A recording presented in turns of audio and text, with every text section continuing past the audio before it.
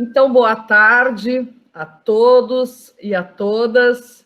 É uma grande satisfação estar aqui novamente nesse dia 21 de novembro, 15 horas.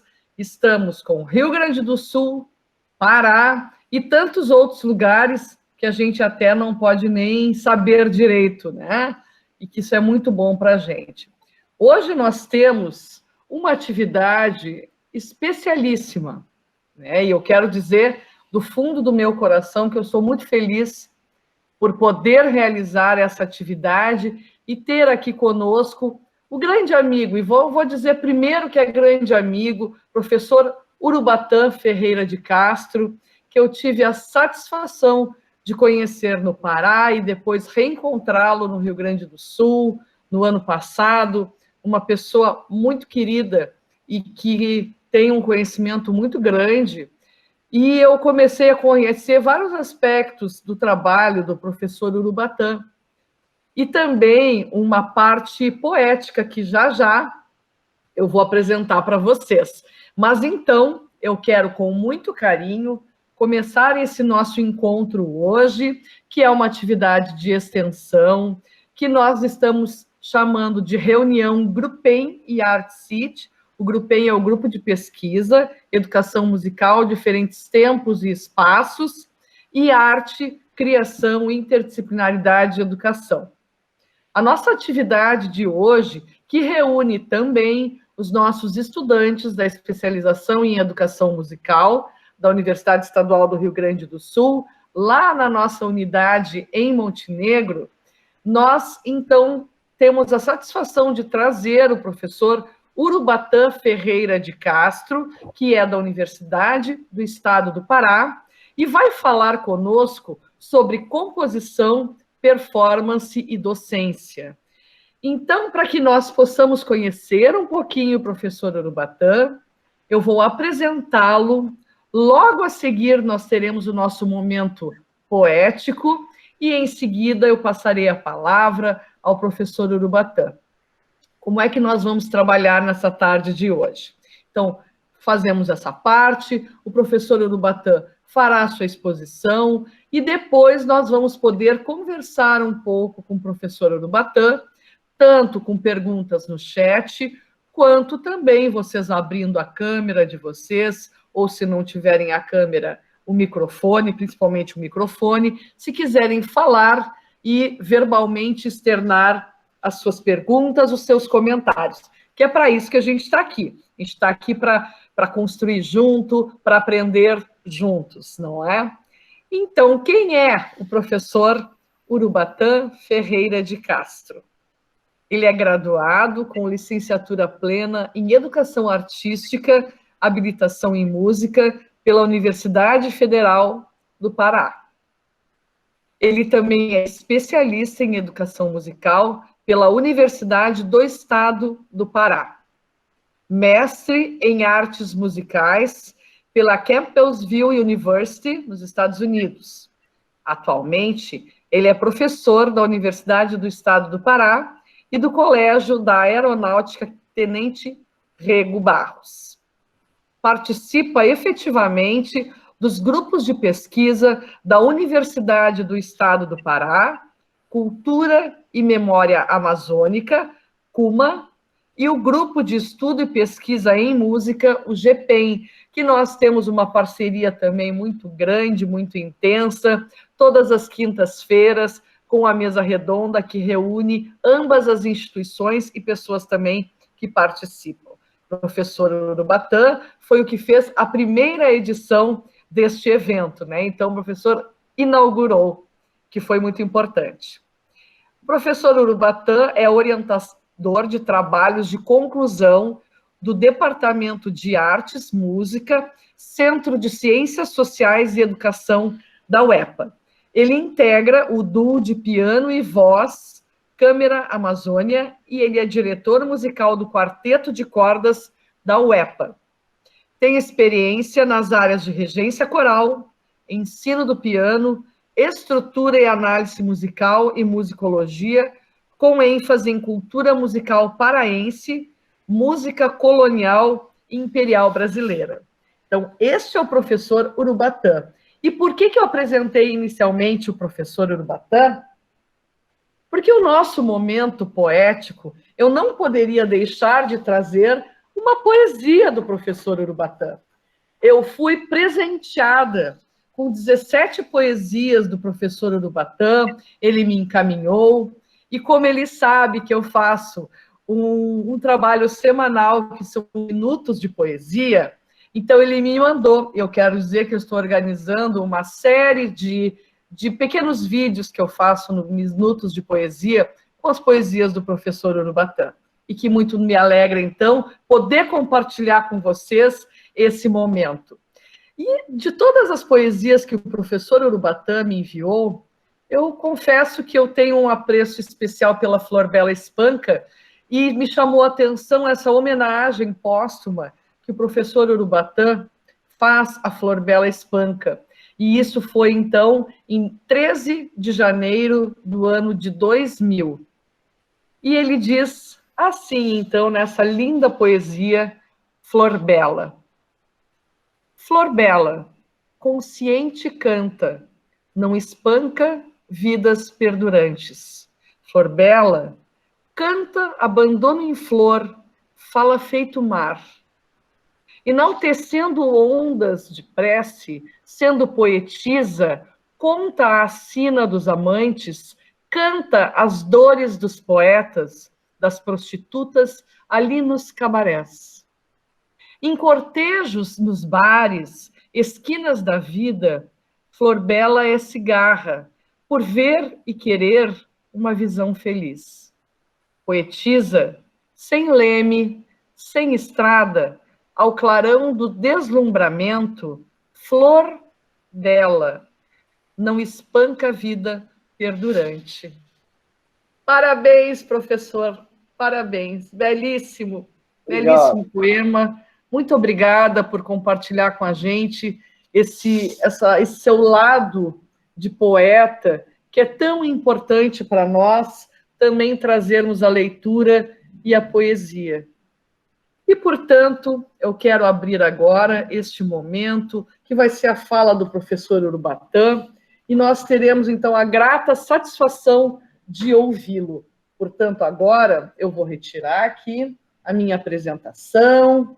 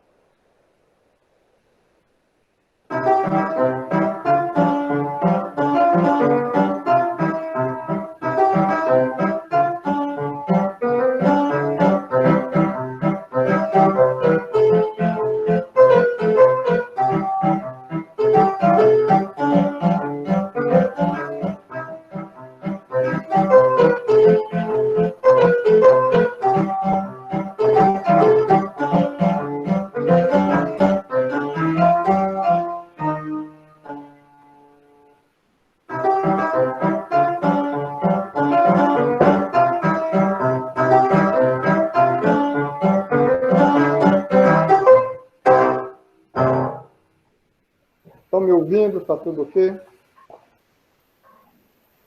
Beleza. Sim, sim.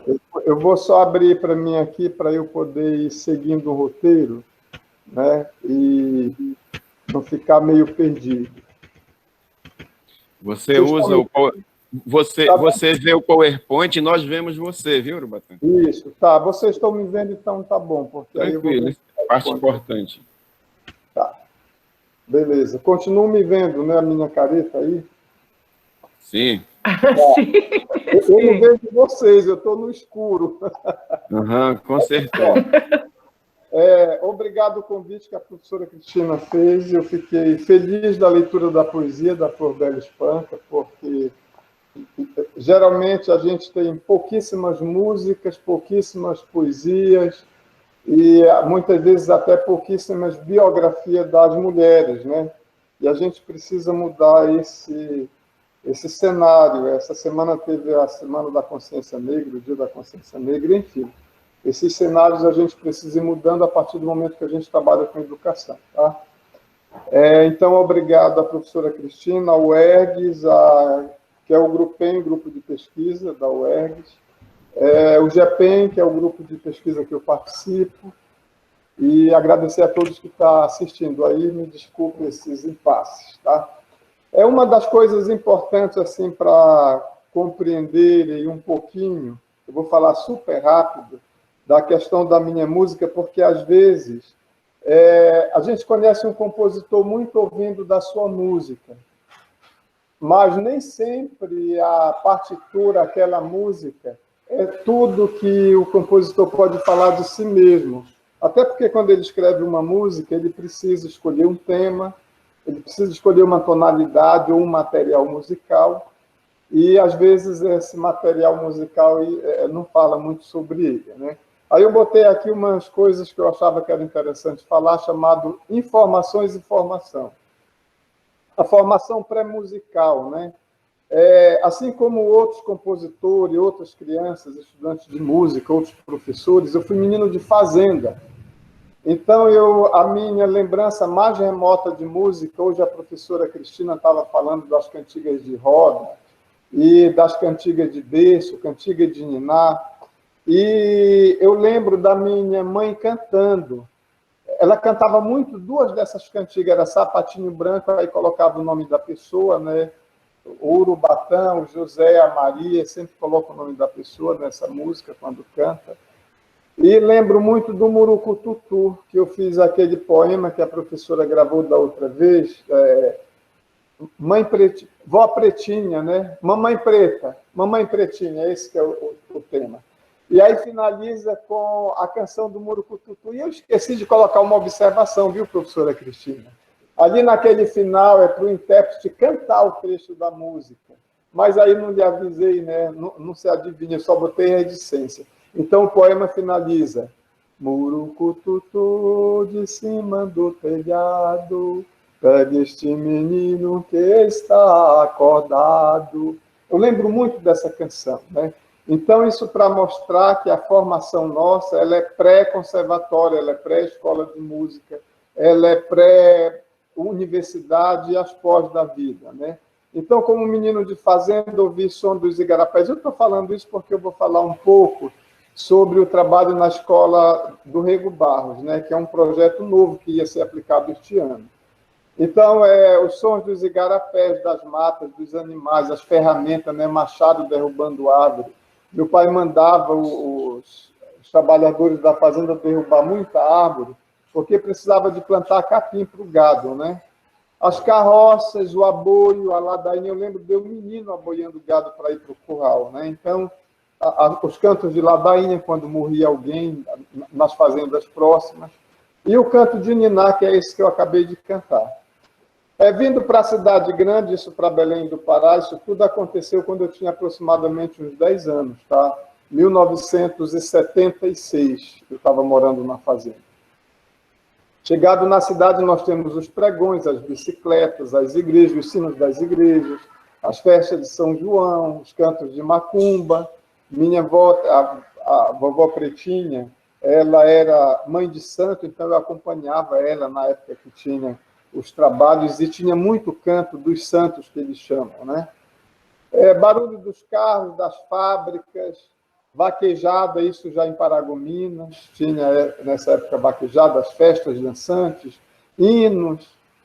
Fundamentalista, me tornei batista com a idade de 13 anos, e os concertos que eu só vim assistir com 19 anos, porque comecei a estudar música aos 18, tá?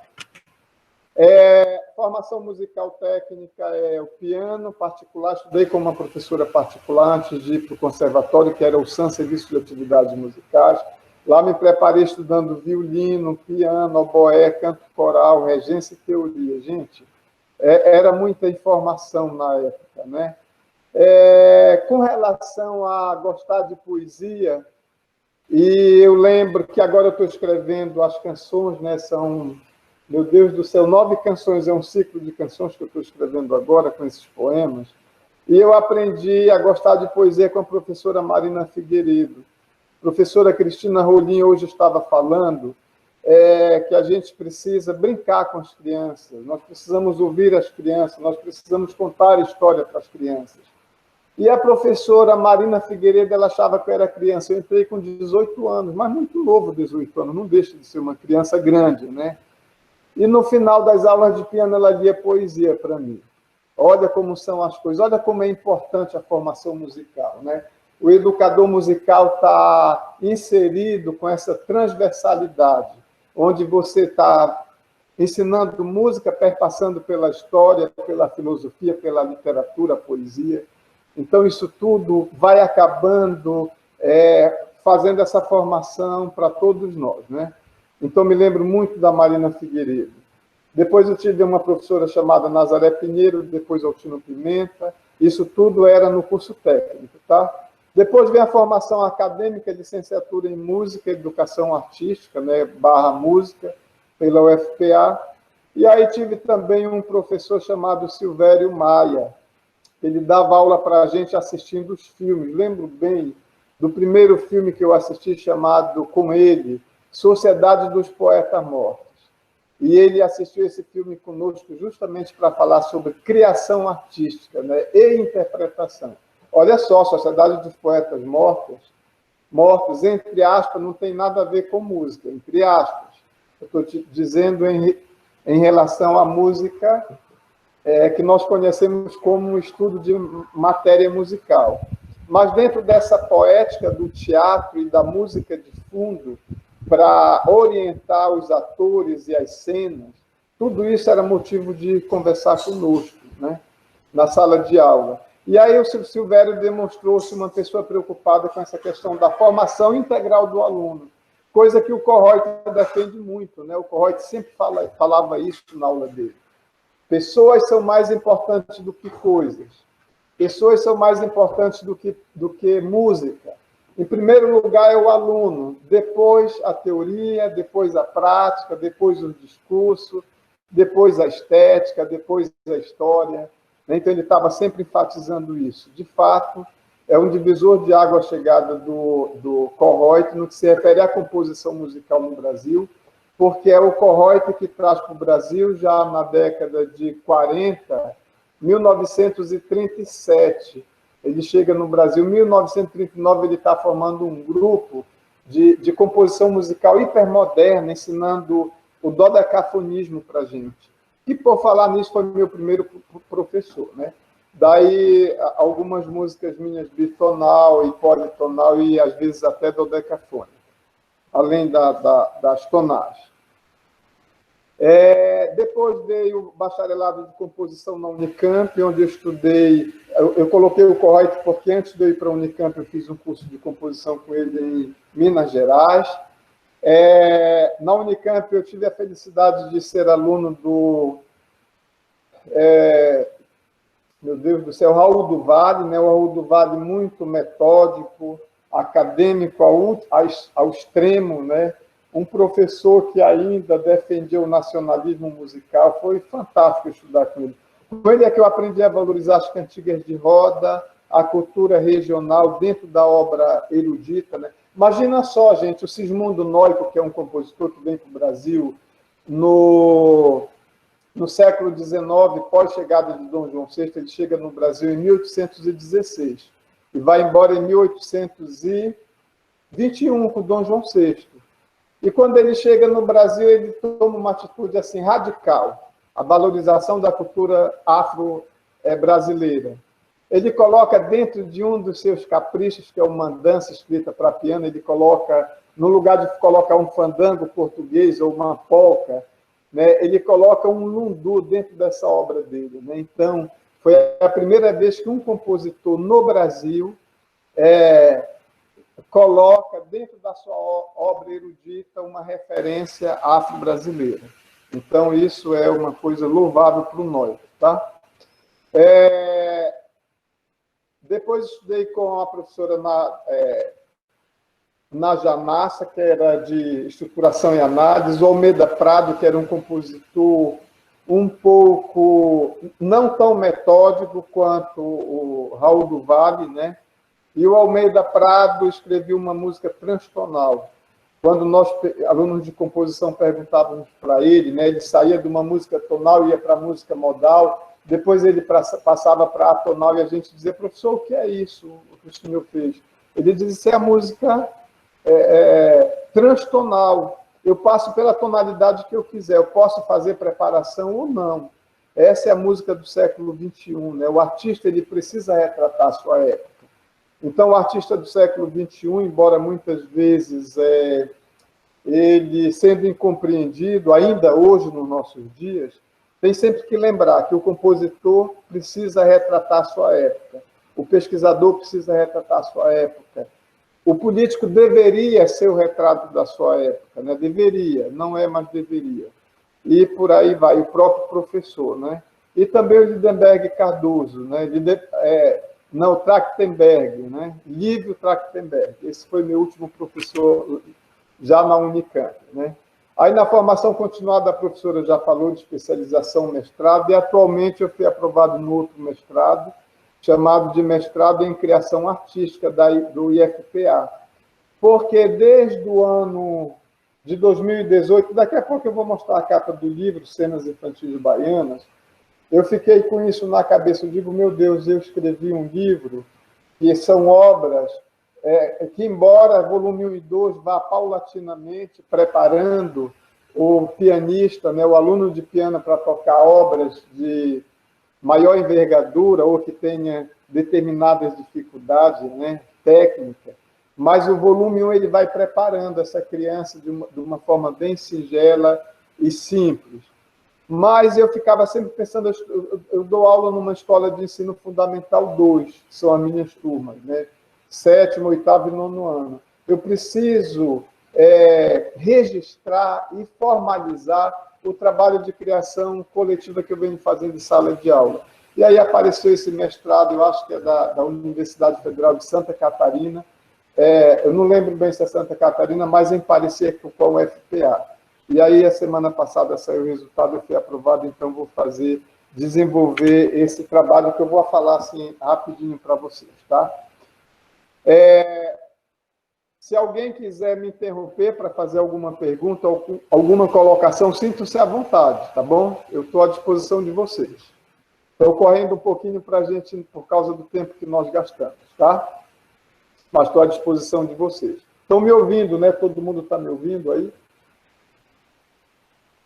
Tudo certo, professor Urubatã, tá tudo certinho. Tá, é porque eu não estou fique vendo tranquilo. vocês. Eu não estou vendo vocês. Coitado. Okay. A gente está aqui, são 36 pessoas juntas aqui, Opa. tudo lhe ouvindo. Beleza. Olhem só, composição / criação musical, o que é isso, né? Semana passada, uma amiga minha, ela é professora, não posso falar o nome, mas o fato eu posso narrar, né? Ela é maestrina, regente de banda sinfônica, né? Uma mulher regente de banda sinfônica, enfim. E nós estávamos conversando, e ela tinha, na verdade, vindo fazer uma visita aqui de máscara, aqui em casa e tal. E aí pediu para eu tocar alguma coisa, e nós estávamos conversando sobre música, e ela me disse a si mesma, engraçado, né, Urubatã, desde cedo, ela foi minha colega de faculdade, né, na Federal. na licenciatura em música. Desde cedo tu tiveste direcionamento para composição, né? O Silvério dava aula e passava um arranjo rapidinho, tu fazias o arranjo, entregava, e a gente ficava lutando com isso. Eu chego à conclusão que o compositor é uma pessoa especial. Ela me disse, né? E eu não quis retrucar, porque nós precisávamos conversar outras coisas mais urgentes, ia gerar uma polêmica danada. E aí eu deixei ela acreditar dessa forma, e num outro momento a gente vai conversar. Mas o compositor não tem de especial coisíssima nenhuma.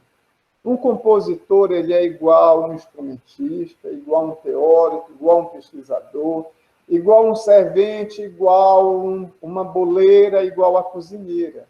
Cada um fazendo o seu métier da melhor forma possível, né? Agora, nós precisamos sempre estar desmistificando essa ideia de que o compositor é uma pessoa iluminada. Ele não é absolutamente iluminado, coisíssima nenhuma. A composição é uma longa jornada, é uma longa trajetória de preparo técnico, teórico, estético, leitura. Eu estou sempre falando para os meus alunos da UEPA, né? É terrível quando eu percebo que um aluno de violino só assiste concerto de violino. Ou um aluno de canto só vai assistir canto coral e, às vezes, canto e piano, e olhe lá. E eu sempre digo para ele, gente, a nossa formação ela é integral. Ela tem que permear a transversalidade com as outras áreas, com as outras ciências. Os teóricos estão todo o tempo batendo nisso, nós não podemos deixar de lado essa questão. Então, se você está envolvido com essa questão, você vai percebendo essa igualdade dessas funções dentro da área da música. Daí esse meu trabalho, né, criação musical coletiva, que é para desenvolver lá com o Rego Barros no próximo ano, se a vacina chegar, né? O trabalho já ia iniciar, mas nós fomos pegos de surpresa e aí não deu para continuar trabalhando com esse projeto. Então, eu coloquei aqui nos meus slides, compositor, arranjador, quem é quem? Né? Então, o compositor é um profissional, e ele pode receber encomenda para fazer uma música. Ele provavelmente, recebendo uma encomenda, claro que ele vai correr contra o tempo para entregar essa encomenda, mas é como uma costureira que recebe uma encomenda de fazer um vestido de noiva, e ela tem que entregar no prazo. Tá? Eu estou falando disso para vocês perceberem o quanto é séria essa questão de nós desmistificarmos a ideia de que vem uma musa inspiradora e coloca a partitura aqui na nossa cabeça. Eu não estou discutindo genialidade, existem os gênios, que são os que têm o QI acima da média, como era o caso do Mozart e do Salieri. Por que quase não se escuta Salieri hoje e o Mozart? Todo ano estão fazendo gravação nova, porque o Mozart tinha alguma coisa mais do que o Salieri. Né? O Salieri era um técnico, um politicamente correto, mas era um grande compositor da época, né, em Salzburgo, e um grande homem e músico da sua época. No item 2, características de uma mente criadora. Aí sim, o compositor precisa ter essas características como poeta. A professora Cristina, que gosta muito de poesia, a professora Ângela, Ana Santos, eu estou falando só aqui os que eu conheço, né? Que gostam muito de poesia. Um poeta, ele vai andando na rua, ele pisa em cima de uma folha seca, aquele barulho dá ideia, folhas secas, e ele já vem para casa pensando, eu vou escrever um poema chamado Folhas Secas. Não tem a vida seca Severina? Pois é. E aí, disso o criador, o compositor precisa. É uma das características, uma mente atenta a inúmeras possibilidades de ideias de criação. O início de tudo, precisamos ter coragem, né? Às vezes você quer ter coragem para começar. Será que eu começo a escrever uma canção para, sei lá, para canção sem palavras para fagote? Eu sou fagotista, eu posso escrever uma melodia para o fagote. Precisa ter coragem, a gente precisa se aventurar, a gente precisa se jogar. É assim que começa realmente, né? Com a formação que a gente vai tendo e com o aprendizado, né? Uma criação, aí é outro item, né? Depois que a gente decidiu mergulhar de cabeça aí, a gente vai precisar ir atrás das técnicas e dos processos composicionais, para a gente alçar um voo um pouco mais rasante ou um pouco mais elevado, né? Escrever a obra de forma poética ou eletrônica, isso é uma coisa que recentemente, ano passado, não foi tão recentemente, né? Eu fui questionado sobre isso, como é que eu escrevi. Eu escrevo a moda antiga ainda. Papel é uma... Meu Deus do céu, como é que a gente fala quando a gente está se arrumando para fazer alguma coisa? Eu tenho mania, eu vou estudar, eu deixo os livros todos arrumados, meu lápis apontado, minha borracha em cima da mesa, apontador, tudo que eu preciso.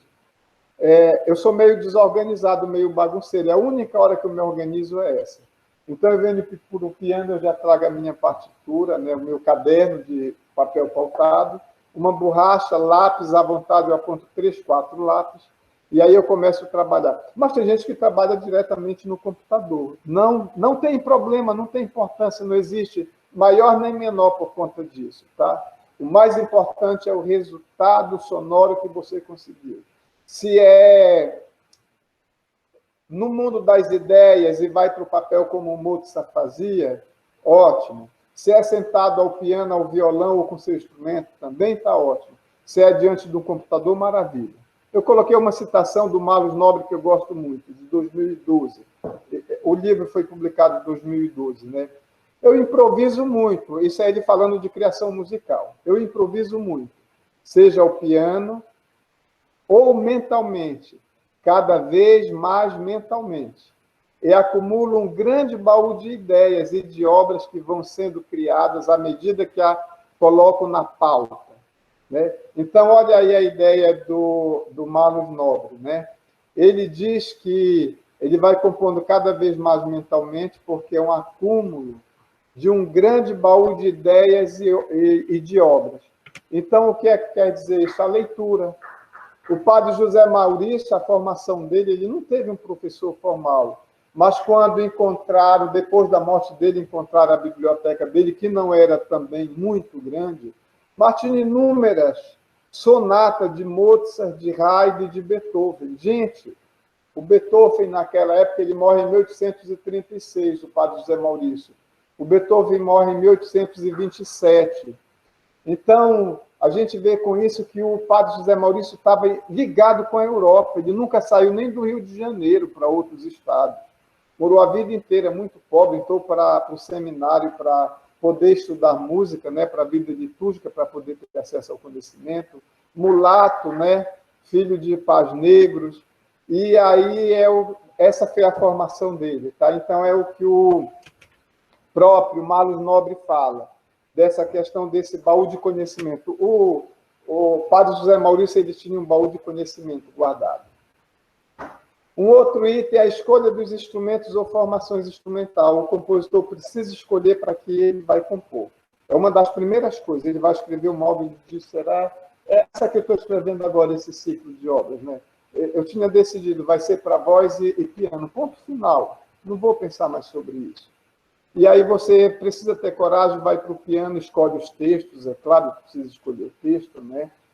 E vai para o piano e começa a trabalhar. O meu processo, na verdade, de composição é de experimentar.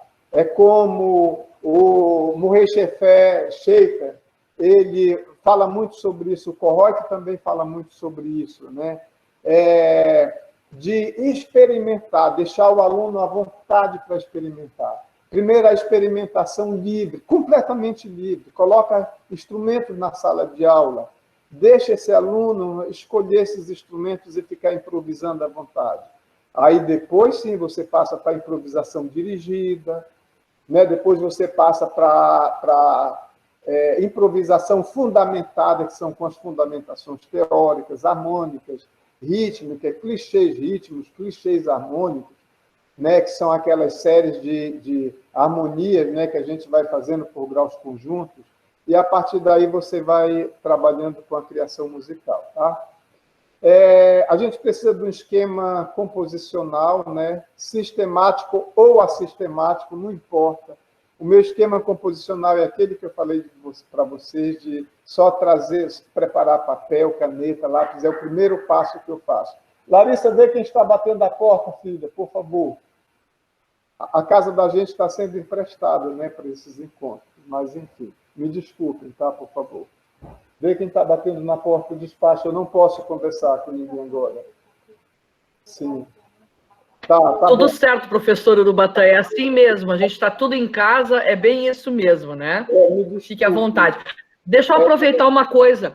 O senhor baixa um pouquinho a sua tela para a gente lhe ver um pouco melhor seu rosto. Melhorou?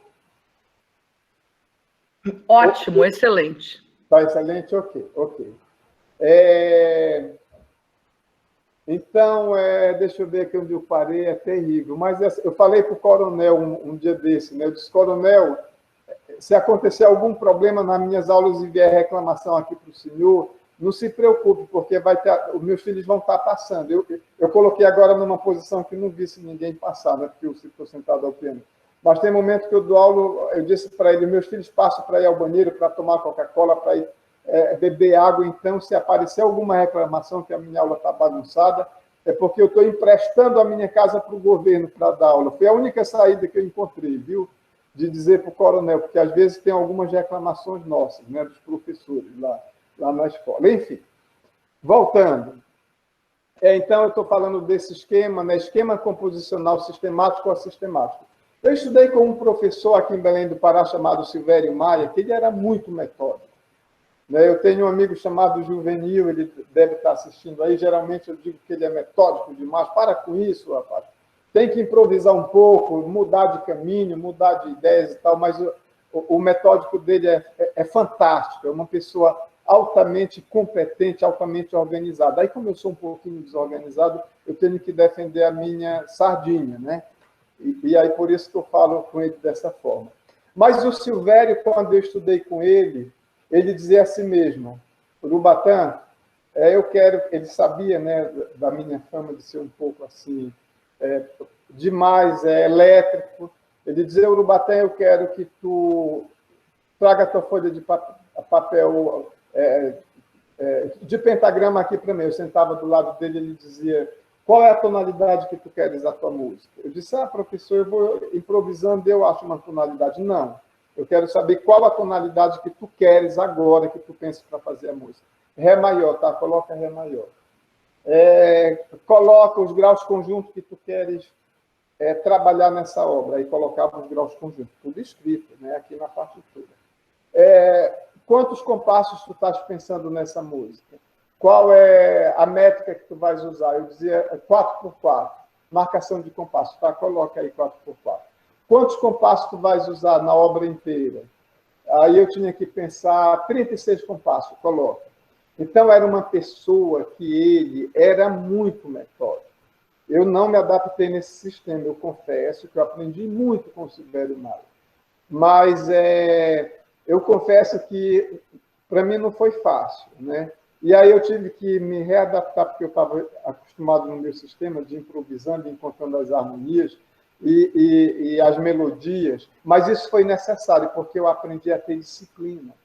Eu aprendi que a gente não pode, enquanto criador musical, criar uma célula rítmica e abandonar essa célula rítmica que aparece lá na introdução da tua peça e, de repente, vai para uma outra coisa. Vocês lembram dessa célula rítmica? Não sei se vai dar para ouvir, eu vou fazer com palma, né?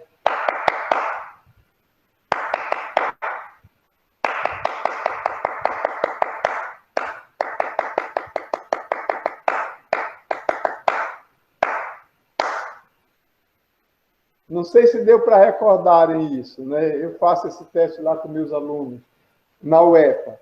Essa é a quinta sinfonia do Beethoven. Essa quinta... Gente, o Beethoven escreveu uma sinfonia de quase... Eu não sei exatamente quanto tempo tem, mas tem mais de meia hora. Aproximadamente meia hora, essa quinta sinfonia. Ele escreveu uma sinfonia inteira, gente. Pegando essa célula, refazendo, reestruturando, reaproveitando, recriando, reinventando. Então, passeando pelos instrumentos, ora está nos oboés, ora está no pagode, ora está nas violas. Lembra que eu falei no início dessa minha fala que o compositor é uma pessoa igual a todas as outras. A diferença está em qualquer pessoa... A cozinheira Tem cozinheira que põe folha de louro, eu detesto folha de louro. Mas eu já comi comida, feijão feito com folha de louro, que é tão discreto, que ficou como se fosse uma faiança dentro do feijão. Fica uma delícia. Agora, se eu ponho 5 folhas de louro, aí realmente a gente só vai sentir o gosto da folha de louro. Então, é a perspicácia, é você estar disposto a perceber a percepção daquele material. Bom dia, boa tarde. Boa tarde. É a percepção daquele material que você vai se dispor a usar, né? Tô ligado. Aí me aparece o Almeida Prado na minha vida, já na Unicamp, e o Almeida Prado era um pouco mais livre do que o Silvério Maia. Aí eu disse, não, se o Almeida Prado é livre, ele deu vários exercícios, ele pediu uma fuga. Para a gente ver... Vai jogar esse jogo, a promoção morre. Eu não vou parar. Alguém desliga o microfone, alguém está com o microfone ligado, por favor, só para não interromper muito. Eu estou ouvindo o som do microfone, só para não me desconcentrar, tá? Já desligaram, já. Beleza, obrigado. E aí o Almeida Prado, quando... Gente, eu estou falando correndo, mas tem certas coisas que eu preciso falar. O Almeida Prado, eu tive que fazer um cambalacho com ele. Não sei se vocês sabem o que é cambalacho, né?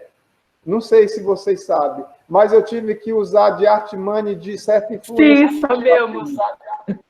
Eu tive de usar de uma artimanha para estudar com ele, porque quando eu cheguei na Unicamp, que me apresentei que ia ser aluno dele, ele disse, poxa, mas você... Eu cheguei uma semana depois nas aulas.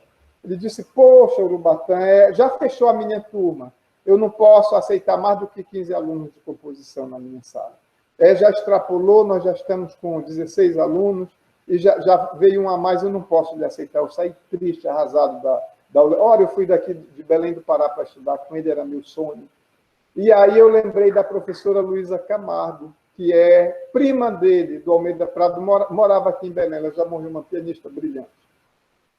E aí eu liguei para ela, né, disse, professora, é Deus no céu e a senhora aqui na terra, por mim, eu não tenho outra pessoa. Eu preciso que a senhora fale com o Almeida Prado para ele me aceitar como aluno dele, aconteceu isso.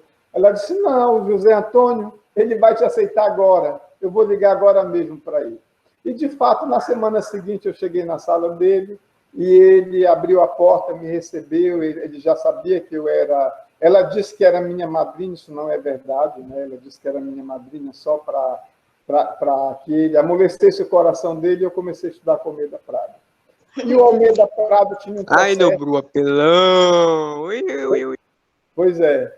E o Almeida Prado tinha um coração, tinha umas ideias, uma mente brilhante, porque ele pegava um avião, tem um episódio também, vou já falar do avião. Ele, quando tinha aproximadamente 12 anos, não, 12 não, desculpa, 12 anos é outra história, essa eu não vou contar. Ele ia fazer 15 anos. Acabou. Ele foi para Paris estudar com a Nádia Boulanger e com o Messiaen. Imagina só, né? Eu, desesperado, enlouquecido para estudar com ele, eu me senti na pele dele, claro que guardado as devidas proporções. E ele chegou em Paris, foi para a sala da Nádia Boulanger e do Messiaen, e ele teve que fazer uma prova teórica, e ele foi reprovado. Ele era menino gênio, mas do piano, né? Com 12 anos ele fazia concerto no Municipal do Teatro, aqui que eu digo em São Paulo. E aí o Almeida Prado foi rejeitado pela Nádia Boulanger, o Messiaen, e ele, não sei se achando que a Nádia Boulanger, por ser mulher, tem esse senso materno, ele pediu para ela, ele disse, professor, eu fui reprovado na prova que eu fiz, mas eu vou chegar envergonhado no Brasil, eu não posso passar esse vexame. Lá eles me conhecem como um menino prodígio, eu vou ficar muito triste com isso. E a Nádia Boulanger disse, tá, eu vou abrir uma exceção. E o Almeida Prado teve essa chance com ela, com a Nádia Boulanger. Em 2 meses ele tornou-se aluno do curso, tá? De composição, de criação musical. A Nádia Boulanger falou com o Messiaen, enfim, ele ficou aluno dos dois lá. Ele pegava um avião aqui no Brasil, ele levava debaixo do braço, aqui debaixo das axilas, melhor dizendo.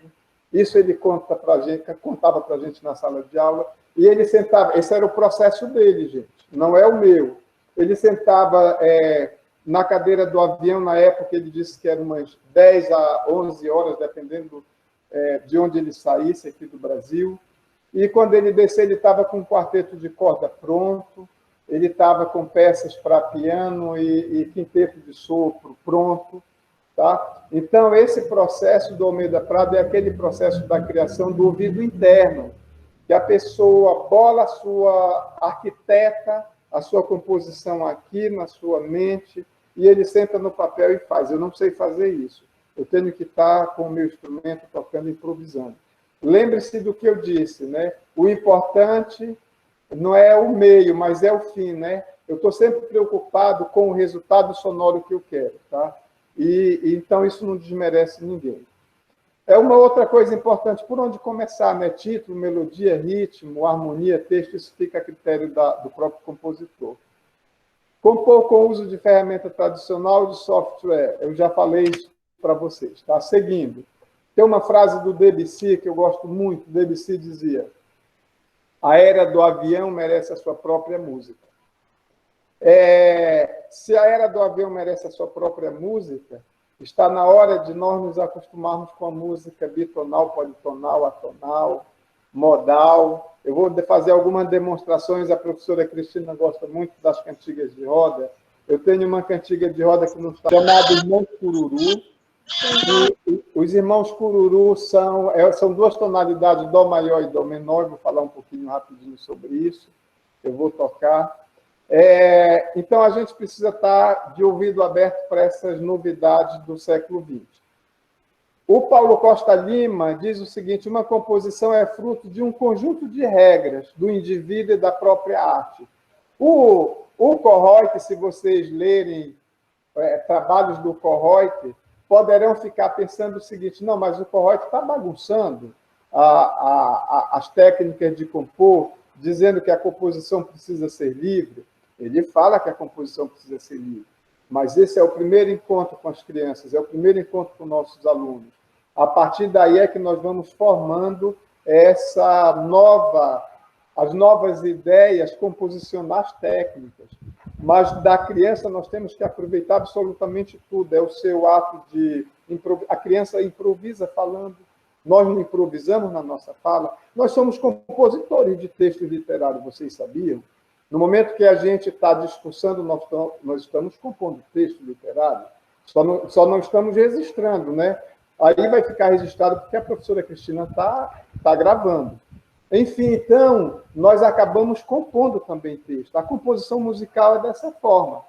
Tá? É por isso que o Paulo Costa Lima fala isso: uma composição é fruto de um conjunto de regras do indivíduo e da própria arte. E o Kohout vinha reforçando isso, que, em primeiro lugar, a gente vai trabalhar a liberdade da criação e depois vem a criação dirigida, né?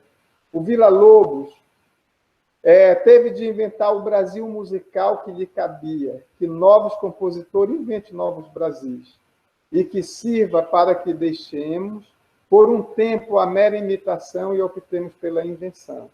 Isso é um negócio muito sério. Eu me questionava muito quando eu entrava em parafuso, e eu ficava pensando: gente, eu estou compondo para quê? Para quê? Né? Para quem que eu estou compondo? Quem vai ouvir isso? Nós temos tantos gênios compondo, né? E eu não tinha concepção ainda, isso é quando eu era mais novo, né? Eu não tinha concepção de que o artista ele precisa retratar a sua época, né? E que a gente compõe por essa necessidade, aqui no Brasil, de criar novos Brasis. Na Alemanha, os compositores compõem pensando em criar novas Alemanhas. Quando eu digo novas no plural, são as regiões, né? Cada região é diferente uma da outra. Na Holanda, você vai na capital, né, em Amsterdã, é completamente diferente de você em Groningen, de você em Zaltbommel. É completamente diferente a vida das pessoas, a música que eles escutam. A última vez que eu estive, agora em 2019, na Holanda, eu preciso contar isso porque isso me emocionou muito e mexeu muito comigo, para repensar a nossa relação com os nossos alunos aqui no Brasil, e principalmente em Belém do Pará. Eu fui assistir o Festival de Ópera e no último dia eles fizeram numa praça aberta. Nessa praça tinha, em média, eu vou chutar aqui, eu não sou muito bom nisso, talvez tivesse até mais, umas 7 mil pessoas. Era uma praça muito grande. A praça estava tomada, ninguém conseguia sentar, era todo mundo em pé. Durou 2 horas de apresentação esse concerto ao ar livre. Claro que concerto ao ar livre, eles não vão fazer uma ópera completa, eles pegaram trechos de ópera, vinha um artista, se apresentava e tal. Cada artista que vinha cantar a sua área, claro que eram aquelas áreas mais conhecidas, né?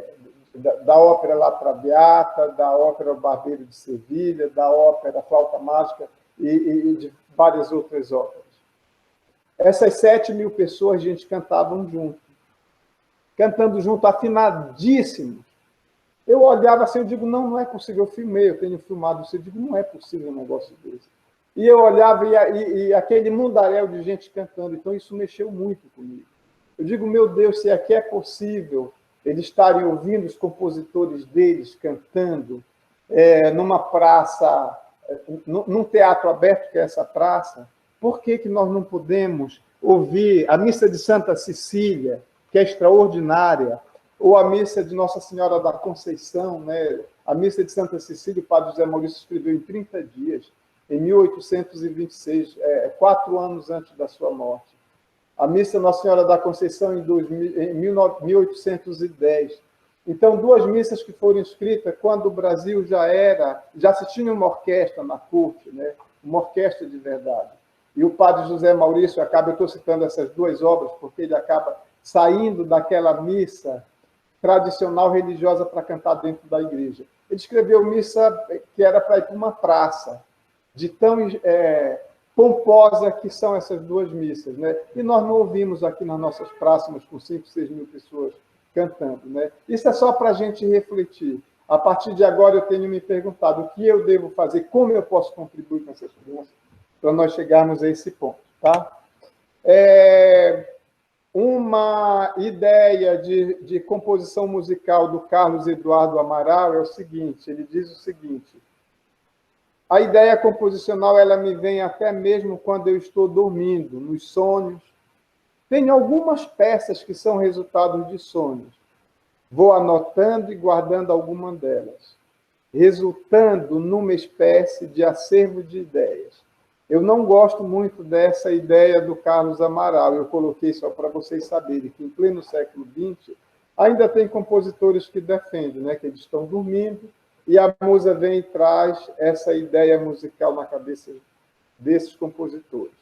Eu acredito, particularmente, que essas ideias musicais é quando você se acorda, você dorme, você sonha e você acorda com alguma melodia de alguma obra, muitas vezes, que você já ouviu, ou você acorda e você sai subiando, né? Ou assobiando, ou assoviando, como vocês querem, ou sibilando.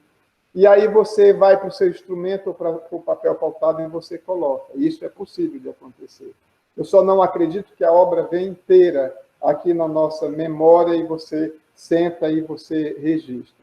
Dessa forma, eu acredito que você vai, a partir daí, dessa ideia musical, você desenvolver com a técnica que você tem.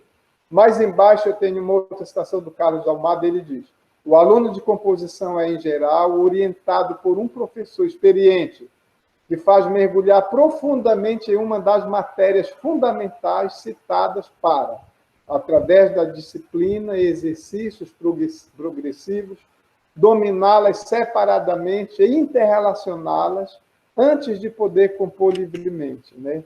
Esse autor, que é o Carlos Almada, ele contradiz o Paulo Costa Lima, lá na Bahia, e contradiz também o Widmer, que é um compositor europeu e que tornou-se brasileiro, naturalizou-se brasileiro. Ele é da Suíça, se não me falha a memória, o Ernest Widmer, ele é suíço, é isso mesmo.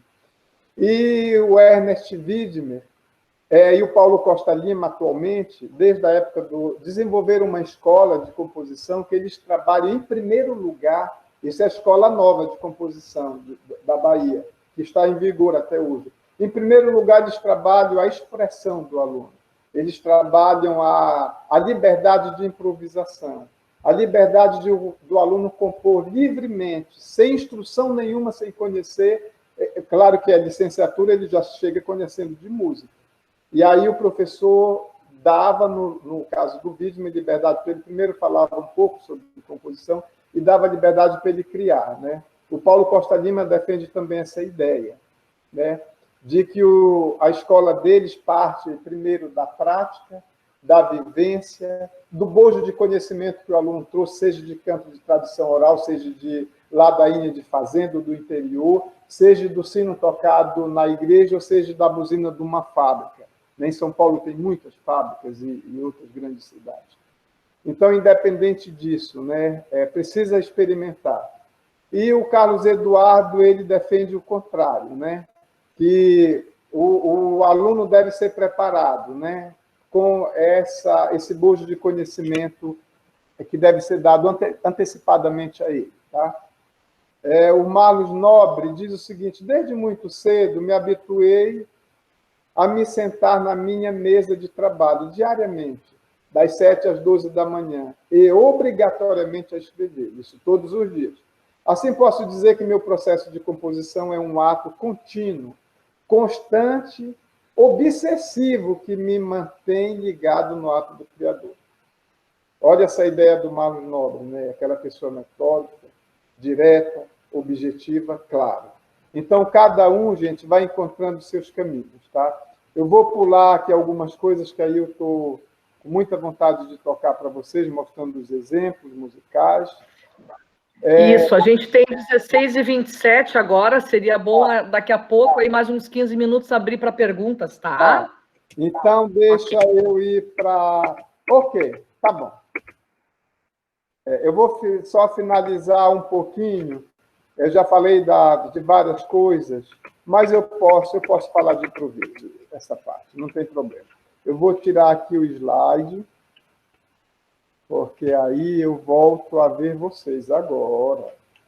Agora eu estou vendo a plateia bonita aqui, né? Tá, deixa eu fechar esse slide. Ok, beleza. Com relação à performance, né? Já falei da criação musical, já falei do professor, pedagogo na sala de aula. E com relação à performance, eu só queria dizer para vocês o seguinte, né? Já que a gente está com o tempo avançado. A performance, tem várias formas de você pensar a performance. Uma delas, eu toco politicamente correto essa obra, eu toco essa obra embasado em conhecimento analítico, melódico, harmônico, frasal, formal, né? Eu toco essa obra que eu escolhi para tocar, tecnicamente eu dou conta de tocar esta obra, né? Isso tudo são preocupações. Agora, eu estou falando isso para as pessoas que ainda não aventuraram de serem compositores, né? De trilhar esse caminho da composição. Os compositores têm um caminho aí vencido, uma boa parte do caminho vencido. Por quê? O que acontece com os compositores é que a obra deles eles já analisaram, eles já criaram os clichês harmônicos, clichês melódicos, clichês rítmicos, e agora eles vão para parte da interpretação, isso quando ele é um intérprete, né? No meu caso, eu tive a felicidade de ter estudado os longos 10 anos de piano, que era a nossa formação de conservatório, e aí, ultimamente, eu tenho me dedicado a tocar minhas peças, né? Uma outra coisa que isso eu precisava falar, tem coisas que eu vou pular, mas enfim, que o intérprete precisa se preocupar. Essa última vez, de novo, 2019, né, que eu estive, nessa única viagem que eu estive na Holanda, eu fui a Portugal, primeira vez, eu nunca tinha ido a Portugal. Eu tinha um convite para tocar no Conservatório de Braga, e aí o diretor me disse o seguinte: o senhor vai fazer 2 concertos, um para alunos de música do conservatório e alunos de escola pública, que tem quase nada de conhecimento musical. E o outro o senhor vai tocar para os professores, que vai ser fechado só para os professores de música, para eles lhe fazerem algumas indagações, algumas perguntas. E eu fiquei quase um mês, gente. Eu recebi esse convite com 8 meses de antecedência. Foi quase um mês eu pensando o que eu ia fazer enquanto intérprete, né? Para que eu segurasse essa plateia. Imagina, música bitonal, tocada em Portugal, que é um país altamente conservador. Primeiro eu investiguei um pouco como é que eles gostam de música. Eles são muito conservadores. Eu toquei música tonal, evidente, claro, né?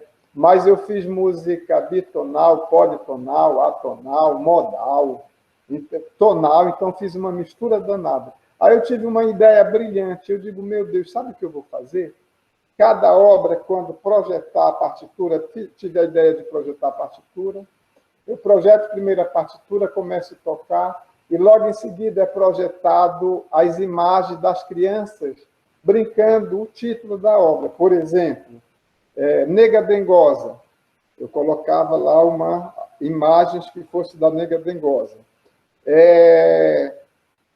Bolinha de gude, eu colocava as crianças jogando peteca. Né? Gangorra, as crianças brincando de gangorra.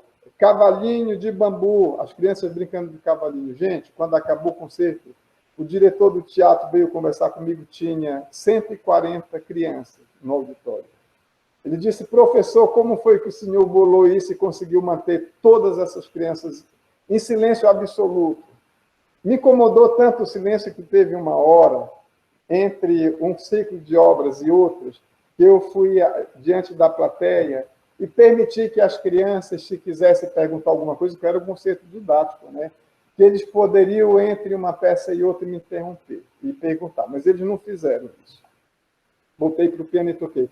Então, isso são estratégias, a gente vê muito falar de estratégias, que o intérprete pode usar quando ele vai tocar para uma plateia. Ele precisa estar preocupado, que plateia é essa que eu vou tocar? Tá? Então, isso, e tem outras coisas mais. Tá. Agora nós vamos... Quantos minutos eu tenho, professora? 8 minutos, eu acho, né? Agora são 16h32. Seria bom deixar uns 15 minutos, mais ou menos, para as pessoas perguntarem e a gente dialogar, tá? Então, vou mostrar só umas coisinhas. Olhem só. Esse é o livro, Cenas Infantis, que estava lá as partituras, tá? Esse é o livro, Cenas Infantis Baianas, eu acho que está bem aqui, desculpa. Cenas Infantis Baianas foi publicado em 2018 pela Universidade do Estado do Pará. Esse livro é aquele que eu falei que vai paulatinamente. O início dele é contraponto a duas vozes, bem simples, né? Porque a minha ideia era o seguinte, eu morria de medo. São 3 álbuns de música, Cenas Infantis Paraenses, Cenas Infantis Paulistanas, quando eu morei em São Paulo, estudei na Unicamp, e Cenas Infantis Baianas, quando eu fui professor na UFBA, foram compostas lá essas. E aí lá começou a minha preocupação, mas as minhas cenas infantis estão igual a do Almeida Prado, do Schumann, do Tchaikovsky, que é algo para a juventude. Criança não toca, só se for criança gênio, né? Mas a gente não faz as coisas pensando no gênio. O educador está sempre pensando na formação. E aí eu comecei contraponto a duas vozes, contraponto por graus conjuntos e pequenos saltos, movimentos de vozes, cada obra é contramão 1, 2, 3 e 4, cada obra apresenta, olha, aquela era a contramão 1, olha a contramão 2. Eu já vou apresentando dissonâncias para os alunos, né? Porque a primeira eu não apresentei nenhuma dissonância, a segunda eu já apresento dissonâncias, movimento direto lá do canto gregoriano, movimento paralelo, movimento oblíquo. Então, cada peça vai trazendo uma ideia nova. Na obra de número... eu vou tocar a Cirandinha, pronto. Essa obra eu chamei de Cirandinha, tá? Não tem referência nenhuma à ciranda, mas como ela é muito singela, eu resolvi chamar de Cirandinha. Essa Cirandinha, quando eu apresento ela para os alunos, eu já falo de forma musical, a e a linha. Vocês vão entender por que a e a linha, tá? Então, vamos lá.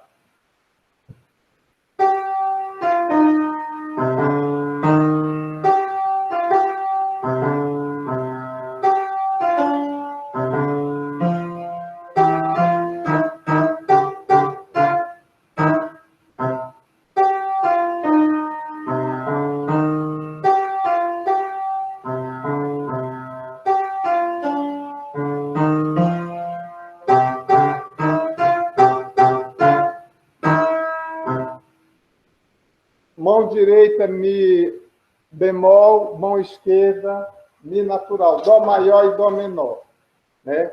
Então, nessa peça simples, pequenininha, Vocês observaram que tem primeiro esse ritmo.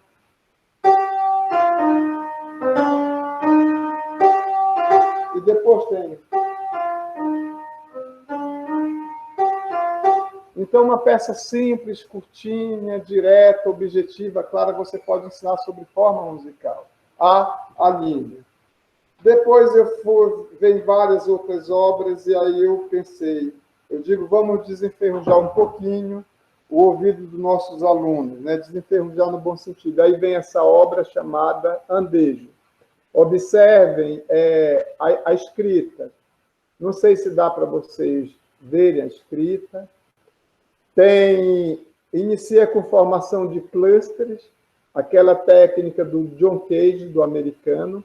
Depois vem um trabalho rítmico para mostrar o piano como instrumento percussivo, já que é um instrumento de percussão, e volta com a ideia dos clusters e das notas definidas, né, dos tons definidos, com uma outra formação. Então, aqui nós temos A, um material, nós temos B, o material percussivo, e a linha, o material dos clusters e dos sons definidos. Né? Eu vou tocar e depois eu falo uma outra coisinha sobre essa peça. Tá?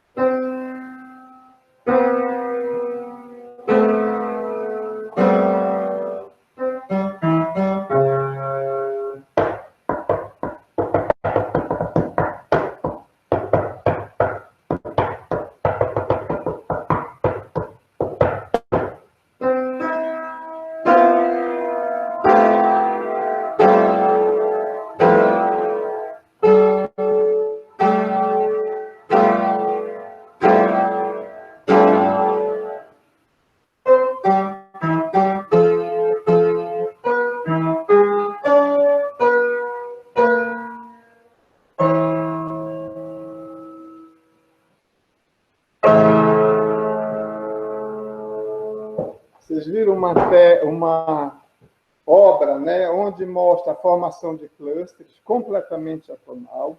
Depois vem um trechinho si, mi, sol, si, ré, si, ou seja, mi menor com sétima. Depois o cluster passa para a mão esquerda, aí vem a mão esquerda fazendo dó maior, fazendo a adaptação para Lá maior, Dó maior, e depois canaliza para o Dó sustenido, que é uma nota de... acaba soando Lá maior. Vem a percussão e depois vem a reapresentação desses materiais. Aí, de novo, onde eu toquei ainda agora Mi maior, Mi menor, que é isso daqui.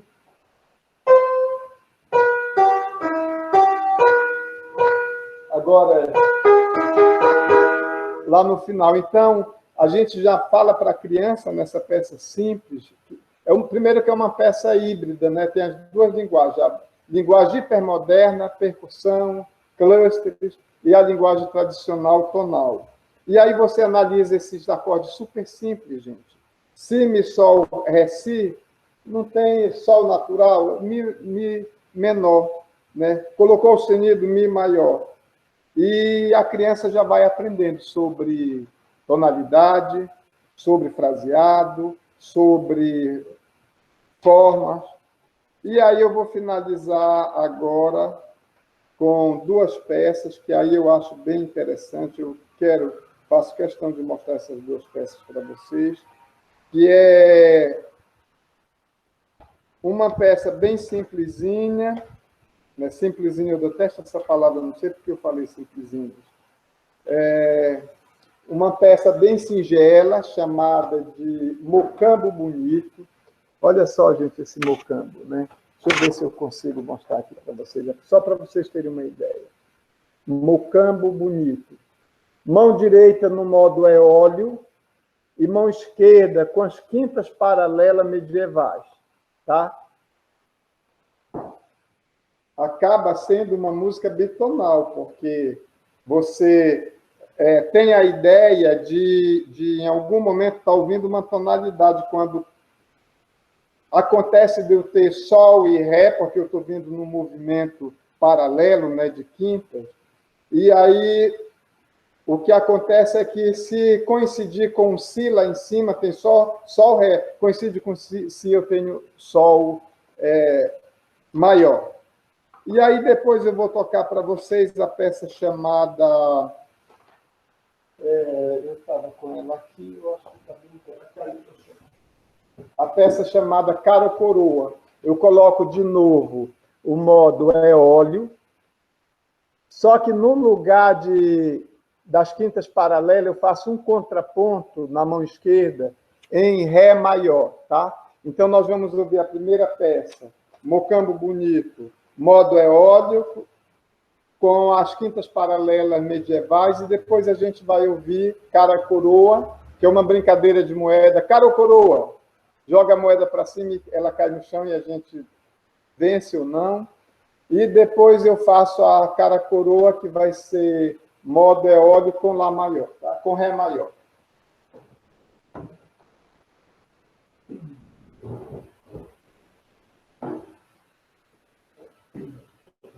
Não sei se pode mexer.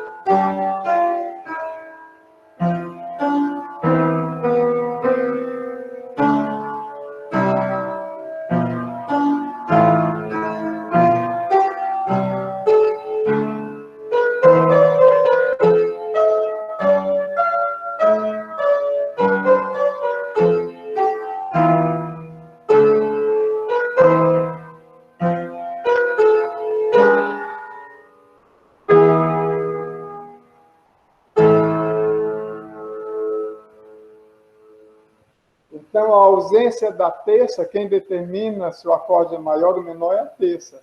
A ausência da terça dá essa ideia da música medieval, né? E aí você acaba falando um pouco de história e de estética musical para criança. E agora, modo óleo com Ré maior.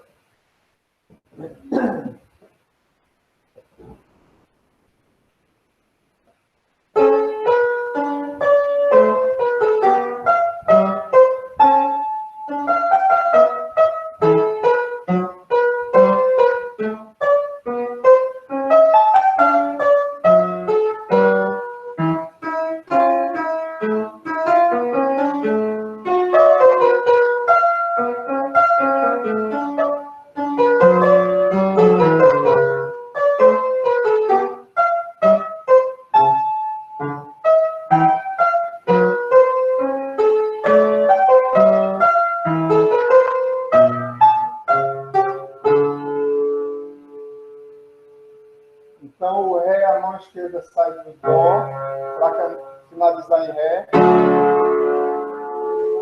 E saindo do Sol para ir para a nota Lá, né? Então, aí a gente observa essa peculiaridade entre essas duas peças. Beleza, eu acho que deu para vocês observarem algumas coisas, né? Aí agora a gente pode deixar para as perguntas, se tiver. Maravilha, professor Urubatã. Muito obrigada. E antes que eu me esqueça, eu já quero lhe fazer um convite, e os meus alunos aqui que fazem parte da extensão e do sarau vão entender. Eu quero lhe convidar, se o senhor puder, gravar uma dessas suas músicas. A gente faz um sarau, um a cada mês, inclusive eu acabei de convidar o pessoal. Sexta-feira, é tudo gravado, né, previamente, a gente manda os materiais, e aí a gente organiza. Quem está organizando o sarau, essa junção dos vídeos para a semana que vem, é o Romeu e o Pedro, acho que estão juntos, né? E a gente está com um grupo muito bonito. É um sarau com cerca de 40 minutos que a gente junta poesias. O senhor pode dizer uma poesia sua também e mandar para a gente. Tudo gravado de uma maneira muito singela, no celular, e aí encaminha para a gente. Então, eu quero lhe fazer esse convite com muito carinho, porque vai, com certeza, engrandecer. E aí a gente bota no sarau de dezembro, certo?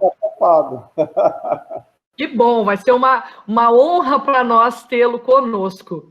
E com esse convite, então, e com essa alegria, então, do nosso trabalho de hoje, eu gostaria de abrir para quem quiser fazer alguma pergunta para o professor Urubatã, e já agradecendo imensamente a sua participação.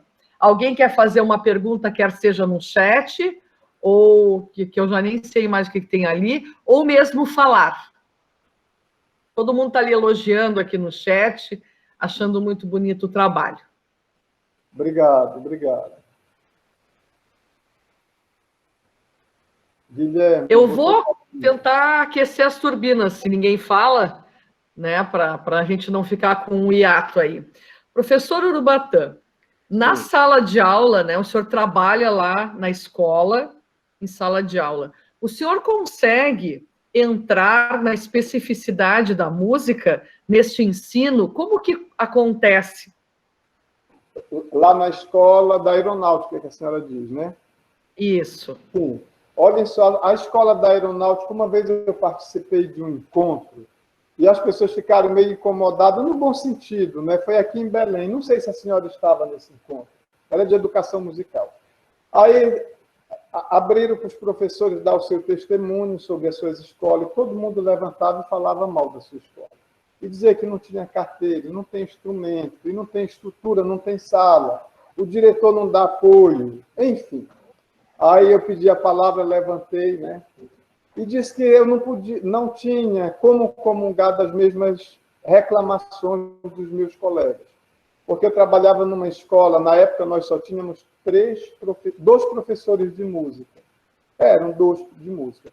Nós tínhamos na escola 2 de música, 3 de artes plásticas, 4 de artes plásticas, 2 de artes lárica, que é uma disciplina que não existe mais, mas tinha, quando eu entrei lá em 2010, e uma que trabalhava com cinema e vídeo, e uma outra professora que trabalhava com escultura. Enfim, nós éramos quase 10 professores, eu acho que uns 10. Hoje nós somos 8 professores, se não me falha a memória. Só que aí mudou de figura, agora nós temos 4 de música. Só de música nós temos 4 professores. Aí tem 3 de artes plásticas, 4 e 3, 7. Nós temos 7, porque uma está meio doente, não está indo dar aula. Enfim. Nós temos as nossas salas são temáticas, tem a sala de teatro, a sala de pintura, a sala de música, a sala... então essas salas são temáticas, dependendo da sua necessidade. Precisa de pia para dissolver o barro, tem uma pia lá na sala onde trabalha com escultura. E a nossa sala nós temos alguns poucos instrumentos, são poucos, de percussão. Mas eu tenho um teclado que eu levo para a sala, né? E o teclado é meu, não é da escola, a gente está com dinheiro, uma sobra de dinheiro e vão comprar agora. Mas nós temos essa prerrogativa. Aí a gente divide a escola em regão, brincando entre nós, reguinho e regão. O que é o reguinho? São os pichichitos. O pessoal do ensino fundamental, aquele bem miudinho mesmo. Aí o regão é o pessoal do Fundamental 2 para frente, até chegar ao ensino médio. Ok, é bem dividido, né? Tem uma ala mesmo na escola dividindo isso. A escola é militar, só para lembrar. Temos a felicidade do nosso coronel, felizmente, ser uma grande pessoa. Né? Já tivemos outros coronéis difíceis de relacionamento, gestão e professor, mas esse coronel é muito gente boa, compreende as nossas necessidades, está sempre disposto a nos socorrer. Então, nós temos essa liberdade, né? Desses trabalhos. E aí, os alunos que vêm para a minha mão, como eu trabalho com os alunos de... Esse ano eu estou trabalhando só com alunos de 8º ano. Ano passado eu trabalhei com os 9º. Então, é essa faixa etária. 8º e 9º, às vezes vem o 7º, mas eu sempre gosto do 8º e 9º. Ele já vem musicalizado. Ele já musicalizado, que eu digo assim, ele já vem sabendo ler uma partitura simples, já vem sabendo cantar, tocam flauta doce, tem professor que trabalha com flauta doce, outro trabalha com canto coral, Eu trabalho com criação musical, tinha outro professor que trabalhava com criação musical, mas acabou o contrato dele, ele era militar. Então, é essa a nossa realidade. Eu desconfio que só tem sido possível trabalhar assim como uma forma eficaz, que agora eu vou sistematizar e escrever nesse novo mestrado, a minha tese vai ser, a minha dissertação vai ser em cima disso, e isso possibilita a gente trabalhar de uma forma mais a respirar e até a felicidade de chegar num resultado final satisfatório. Nós temos um teatro lá que cabe 500 pessoas. No final do ano, nas nossas apresentações, o teatro está cheio.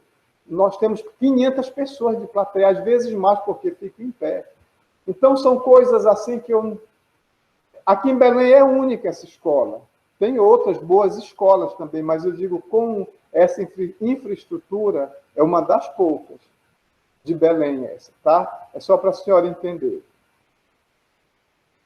Não sei se respondi o que a senhora gostaria. Excelente. Não, é importante, com certeza respondeu, e é muito importante a gente conhecer essa diversidade também. Nem todas as escolas não conseguem, né? A Ângela quer falar, que bom, tem a mãozinha ali. Ângela, querida. Rapidinho, Ângela. Olá, obrigada. Sim. Querida. Ângela, só um minutinho. Rapidinho, Ângela. Professora, uma outra coisa é que essa possibilidade de trabalhar canto coral, flauta doce, criação musical, é só lembrar, eles vão passando por todas as disciplinas de arte, até chegar na de música. Então, eles já vêm trazendo uma bagagem de conhecimento estético, de gêneros artísticos. Então, tudo isso ajuda, porque lá nós não temos aula só de música. A Ângela é professora de teatro. Ângela, já que eu falei em ti, eu vou só antecipar, porque tu pode não falar nisso. Tem um vídeo no YouTube chamado Severa Romana em Tese, que foi um trabalho dirigido pela Ângela. Eu fui convidado para fazer o assassino de um personagem. Imagina só, eu matando uma pessoa. As crianças ficaram horrorizadas comigo, né? Enfim, e a Ângela me meteu nessa boca de sinuca, mas só para dizer como é um trabalho integrado entre os professores de teatro, música, dança. Nós não temos professores, mas os nossos alunos dançam. A gente mistura. Sonho, hein? Tá? Ângela, pode falar. Sonho. Então, fala, querida. Obrigada. Só para esclarecer, o trabalho a que o Urubatã se referiu trata-se de um filme curta-metragem intitulado Severa Romana em Tese. Procurem no YouTube. Mas a minha fala não é para fazer perguntas, Urubatã, é só para parabenizar você e dizer que as imagens que infelizmente não conseguimos assistir, elas não fizeram falta, porque a sua fala ela foi lúdica, enriquecedora, brilhante, e para nós foi um prazer te ouvir. E também quero te parabenizar por tu seres um excelente professor de música lá no Rego Barros, porque nas tuas apresentações tu reúnes não só música, como também teatro, como também dança, cinema. Então, tu fazes um trabalho completo. Isso é muito lúdico, muito importante para nós. E quero te parabenizar também por tu não seres apenas um professor de música, como também um artista completo, um excelente músico que leva o teu trabalho para vários lugares do Brasil e da Europa. Então, quero te dizer ainda, querido, que é muito bom ter um amigo sincero. Melhor ainda é ter um amigo sincero e um grande artista como tu. Então, estás de parabéns hoje por essa grande palestra e parabéns a todas as pessoas que te deram essa oportunidade. Obrigado. Ângela, querida, que bom. Obrigado, Ângela. Muito obrigado. Que bom. A tua ajuda no teatro lá com nossos alunos. Muito obrigado, tá? Por nada. E já queremos ficar com o contato da Ângela também, porque quem sabe oportunamente nós possamos conversar também. Vai ser bem importante para nós, querida. Um prazer te conhecer. Igualmente, minha querida. Muito obrigada. A Ângela é uma atriz brilhante. Você vai ver o filme no YouTube. Ela está atuando. Ela é atriz. Brilhante. Obrigada. Tá bom. Que ótimo. Muito bom. Muito bem.